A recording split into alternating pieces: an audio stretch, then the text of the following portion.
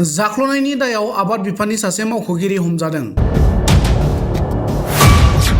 हमजानाय सुबुङा दरं मंगलदै जिल्ला आबाद बिफाननि मावख'गिरि बिद्युत कुमार तालुकदार।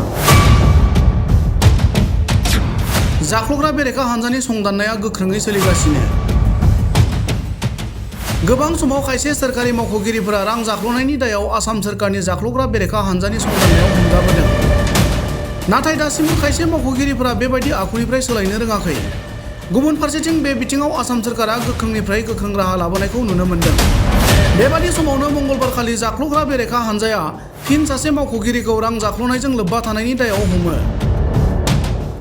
आसाम सोरखारनि जाख्ल'ग्रा बेरेखा हानजाजों हमजानाय सुबुंखौ दरं मंगलदै जिल्ला आबाद बिफाननि मावख'गिरि बिद्युत कुमार तालुकदार होनना मिथिहोदों। लोगोसेनो आबाद बिफाननि मावख'गिरि बिद्युत कुमार तालुकदारा फोरोंथाय होनायनि मुङाव मावख'आव गोबां रां लादोंमोन होनना मिथिहोयो।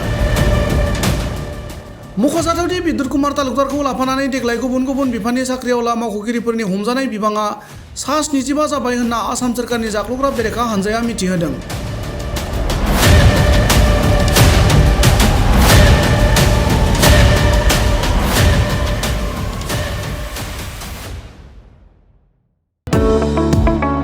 गोदोना सानाय, सिनस्रि सानाय, जरा जरा सानाय, हान्थु सानाय आरो खर' सानाय बायदि जेंनानि फाहामथायनि मिरु एसआइ निउर' थेरापि।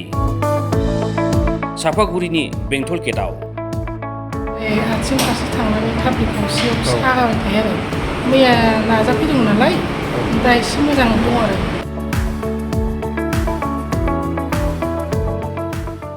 आङो निउर' थेरापिस्ट बङाइगाव सापागुरिनि बेंटल गेटआव।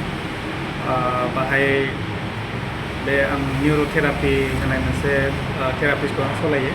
दासिमहालागै आङो 10 मास जाबाय बाहाय।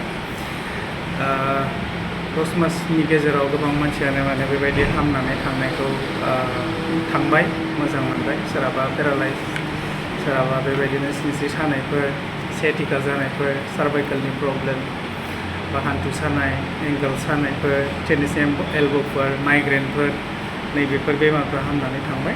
सिनस्रियाव सानाय जादों आरो बेनो आथिं फारसे थांनानै थाब्लिक गंसेयाव सागाबाय थायो आरो मैया नाजाफैदोंमोन नालाय दा एसे मोजां दं आरो दोनथ'ला माइना फ्रि।